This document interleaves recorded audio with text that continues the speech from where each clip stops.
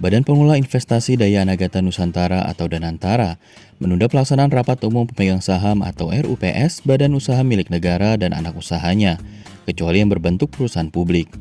Lewat surat edaran per 5 Mei 2025, instansi tersebut juga menangguhkan kontrak jangka panjang yang signifikan, serta aksi korporasi seperti penggabungan, pengambil alihan, pemisahan, investasi dan divestasi, sampai ada kajian dari Danantara. Kepala Badan Pelaksana Danantara Rosan Ruslani menyebutkan, instruksi tersebut bertujuan mencocokkan target tiap perusahaan plat merah dengan Danantara.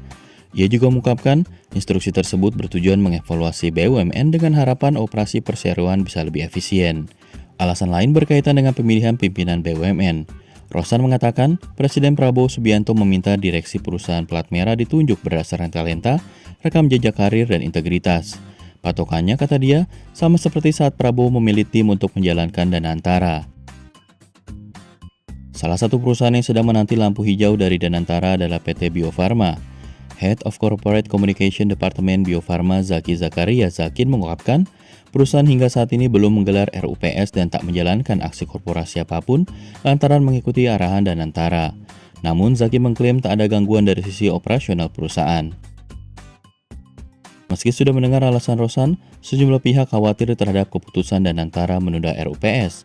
Kepala Pusat Industri, Perdagangan dan Investasi Institute for Development of Economic and Finance, Andri Satrio Nugroho misalnya, mengingatkan bahwa RUPS merupakan forum pengambilan keputusan penting secara kolektif.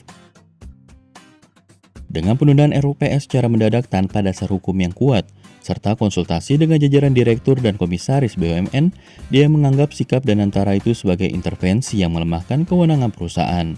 Sikap tersebut juga menandakan konsentrasi kekuasaan ada di Danantara. Situasi ini menurut Andri bisa menimbulkan risiko, terutama dalam menentukan pimpinan BUMN. Direktur Eksekutif Center of Economic and Law Studies Bima Yudhistira menambahkan, pergantian direktur dan komisaris yang terhambat akibat penundaan RUPS punya risiko tersendiri. Tak sedikit badan usaha yang membutuhkan perubahan segera untuk menghadapi kompleksitas tantangan bisnis sekarang. Penundaan RUPS juga berarti penundaan ekspansi perusahaan, sebab pemanfaatan modal ditahan atau retained earnings juga terhambat. Selain itu, dividen BUMN yang akan digunakan Danantara untuk ekspansi bakal tertunda.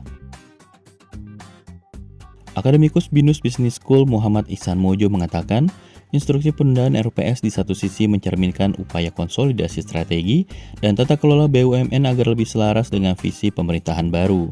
Namun, ada risiko yang timbul akibat penundaan RUPS terhadap perusahaan yang tengah merencanakan divestasi. Menurut Ihsan, langkah Danantara bakal menunda masuknya dana segar, mempengaruhi jumlah utang perusahaan, dan memperpanjang tekanan likuiditas. Di sisi lain, ada manfaat berupa waktu tambahan untuk meninjau valuasi dan tata kelola divestasi agar tidak terburu-buru. Soal evaluasi jajaran direktur dalam konteks meritokrasi, Ihsan mengingatkan perlu ada penjelasan kepada investor mengenai lini masa dan kriteria evaluasi secara terbuka. Meski hanya berlaku untuk BUMN yang bukan perusahaan terbuka, bisa jadi ada dampak turunannya pada perusahaan-perusahaan plat merah yang sudah melantai di bursa tersebut. Kejelasan soal batas waktu penundaan RUPS hingga parameter evaluasi akan membantu direksi BUMN bekerja dan menghindari ketidakpastian operasional. Menurut Ihsan, jika Danantara bisa menunjukkan keberpihakan kepada profesionalisme dan efisiensi, saat ini bisa menjadi titik balik untuk reformasi BUMN. Kuncinya adalah transparansi proses, keterlibatan aktor non-politik, serta publikasi hasil evaluasi yang bisa diverifikasi.